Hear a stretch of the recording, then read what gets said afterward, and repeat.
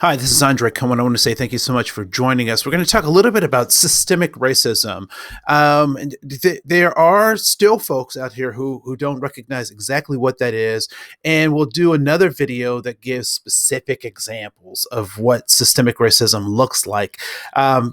But today we're going to talk more about the thought processes that lead us to the systemic racism that we oftentimes see manifest. And so the first thing is to really establish the ground rules. So be fully present, be respectful, assume benign intent, be self-aware of your emotional state, speak for yourself, not for others, curiosity.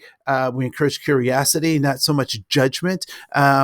We encourage you not to have dismissive comments and maintain some kind of sense of confidentiality. And so, for me, when I think about those ground rules, not only do I use those in my workshops, but I also use them in my everyday interactions with people. And so, I found those to be some very helpful tips and tools to use when I'm engaging with people.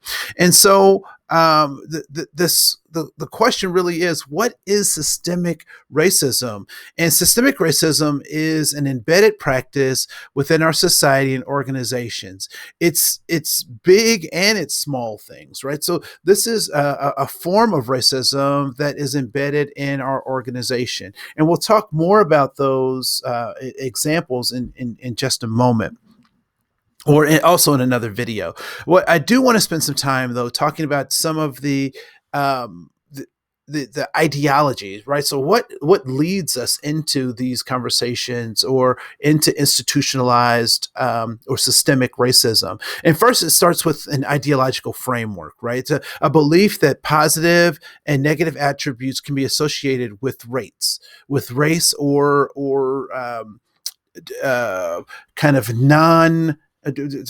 so non-learned behaviors, right? So people's phenotypes, the way they look, the gender they are, this ideological framework starts to be established, suggesting that people's behaviors are not their own choices, but connected to some immutable social grouping that they're a part of.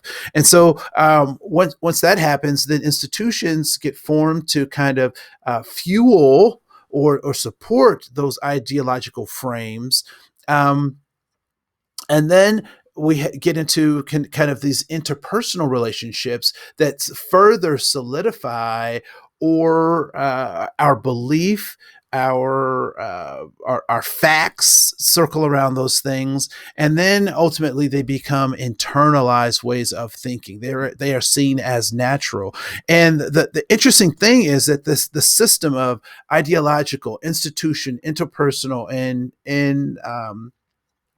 internalized becomes this kind of fueling cycle. And it's not an ABC, but it's a combination of things that happen simultaneously, right? And so to undo those things, we have to be critical in our thinking. And we ultimately have to ask ourselves this critical question: how do we perpetuate systemic racism? How do I perpetuate my ideology? How do I perpetuate it through my the institutions that I serve and that I work with? How do I do that in my interpersonal relations or lack of?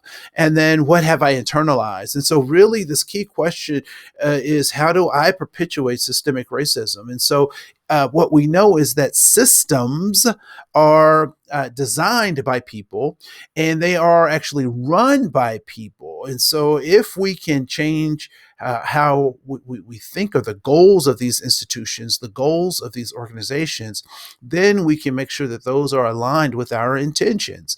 And I would say the unthoughtful person, or the person that's not being very thoughtful, their behaviors are in align with their intentions because they're not cognitively engaged. Oftentimes they're operating on autopilot, and so not thinking is, you will be held accountable for not thinking about a thing, right? If you're speeding or going too fast in a particular zone, and you said, I didn't think about it, that does not, when the officer stops you, that does not negate the fact that he has or she has the ability to give you a ticket, right? So that's important to recognize. So what do we do to challenge some of those things? Well, first of all, what we must recognize is that this is a developmental process, and so we want to when looking at analyzing systemic racism, we want to discuss, not blame. We want to acknowledge that the past lack of recognition of basic humanity is kind of what set us up for today, right? We also want to commit to our own learning about systemic racism. We want to anticipate and prepare and practice addressing racism. And so I want to start looking for ways that I can circumvent or undermine racism and the systems that support it. And then lastly, raise people's awareness. And we do that through conversations, through dialogue, through being a critical thinker.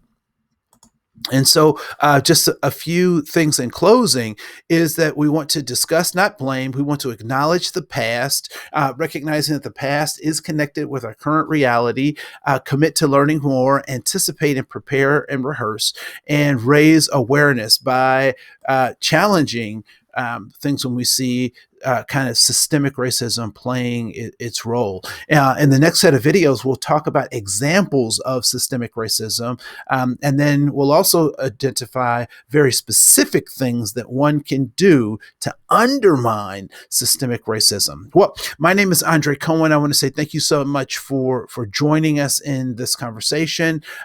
We do look forward to seeing who you become as we endeavor to learn and develop and be more effective. So this is Andre. I want to say thank you and goodbye. We'll see you soon.